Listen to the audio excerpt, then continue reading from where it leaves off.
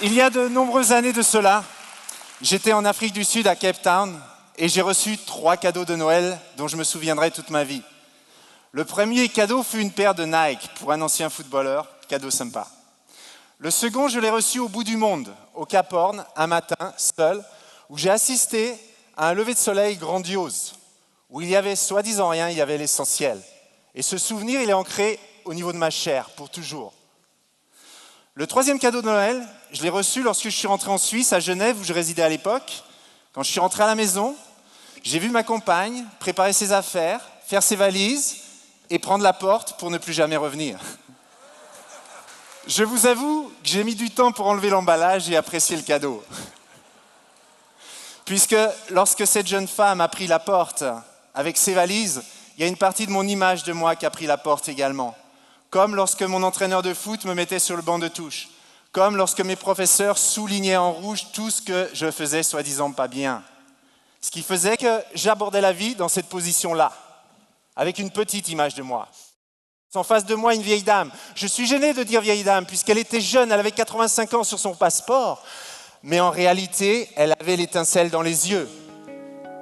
Et à un moment donné, je relève la tête et elle me dit « Mais c'est quoi ton problème ?»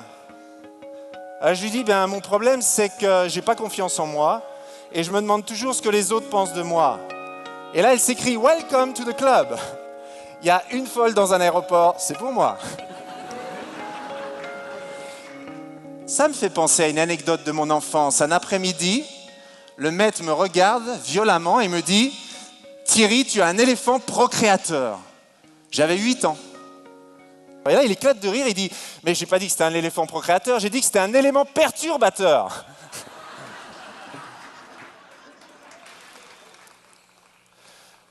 En Australie, salle de fitness, wellness, dans l'une de mes carrières précédentes, dernier cours, il y avait eu 300 personnes qui avaient bougé avec moi, qui avaient sué avec moi, qui avaient crié avec moi.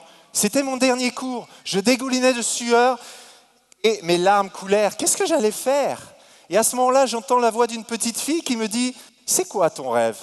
Je me retourne, il y avait une petite fille, dizaine d'années, les yeux noirs, les cheveux noirs, le large sourire.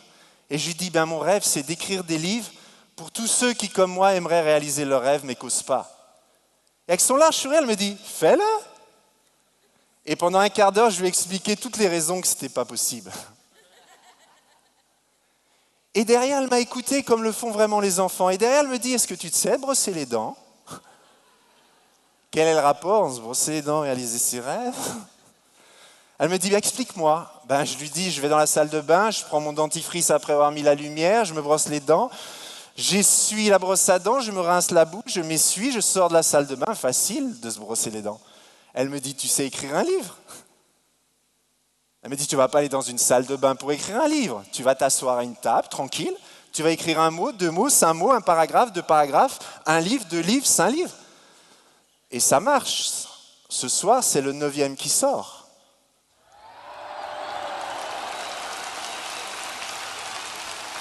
Ouah, nous sommes le 20 aujourd'hui. Déjà 5 ans.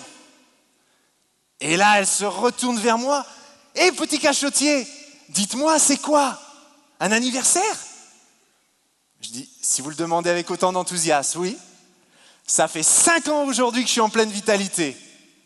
Oh non, je vais passer 2 semaines avec Mystère Positif, qui écrit des livres pour nous dire que si on a des pensées positives, on ne va pas tomber malade, et ainsi de suite.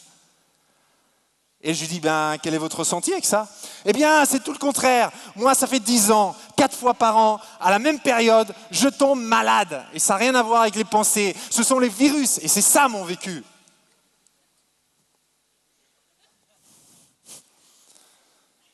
Et regardez-moi pas comme ça. Je dis, nous sommes en parfaite harmonie. Comment on est en parfaite harmonie ? Mais je dis, si je vous ai bien entendu, votre vécu, ça fait 10 ans qu'à période régulière, vous tombez malade, vous y croyez et ça marche. Moi, je vous confie que ça fait 5 ans que je suis en pleine vitalité, j'y crois et ça marche. On dit la même chose. Où est le problème ? Le problème, c'est les virus.